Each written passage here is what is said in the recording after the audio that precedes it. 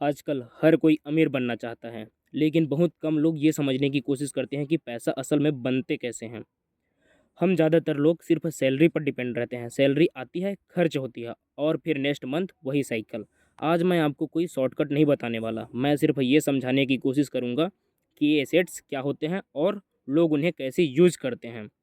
Assets का मतलब बहुत सिंपल है, ऐसी चीज़ जो आपके पास होने से आपका पैसा बढ़ने की संभावना बनती है। और लायबिलिटी वो होती है जिसके लिए आपको बार बार पैसा निकालना पड़ता है। कार, बाइक, फ़ोन ये सब ज़रूरी हो सकते हैं, लेकिन एसेट्स नहीं हैं। एसेट्स वो होते हैं जो धीरे धीरे आपके फ्यूचर को मजबूत करते हैं। जैसे सेविंग अकाउंट सबसे बेसिक एसेट है। इसका काम पैसा बढ़ाना नहीं।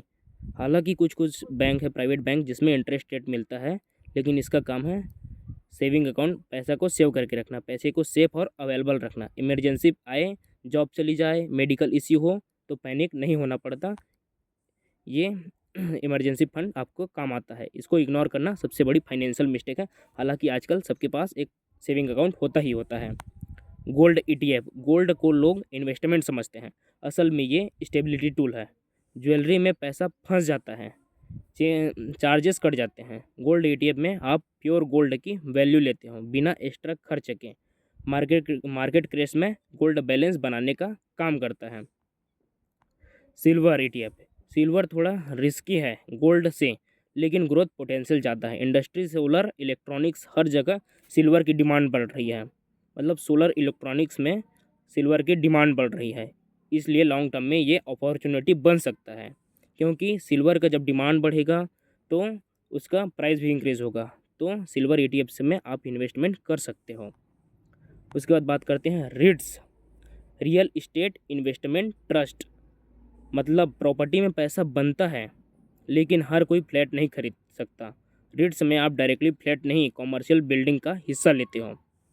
कंपनी किराया देती है और वो किराया इन्वेस्टर में बढ़ता है, यानी ग्रोथ प्लस रेगुलर इनकम दोनों एक साथ। फिर बात करते हैं इंडेक्स फंड्स। इंडेक्स फंड उन लोगों के लिए है जो मार्केट को रोज़ देखना नहीं चाहते। आप टॉप कंपनीज में इन्वेस्टमेंट करते हो बिना कंपनी चूज़ किए। टाइम के साथ इकोनॉमी बढ़ती है और आपका पैसा भी। ये स्लो है लेकिन डिपेंडेबल है। फिर बात करते हैं डायरेक्ट स्टॉक्स। डायरेक्ट स्टॉक्स का मतलब है आप किसी बिजनेस में पार्टनर बन रहे हो। अगर बिजनेस ग्रो करेगा तो स्टॉक्स भी ग्रो करेगा, लेकिन बिना समझ स्टॉक्स लेना स्पेकुलेशन है, इन्वेस्टमेंट नहीं।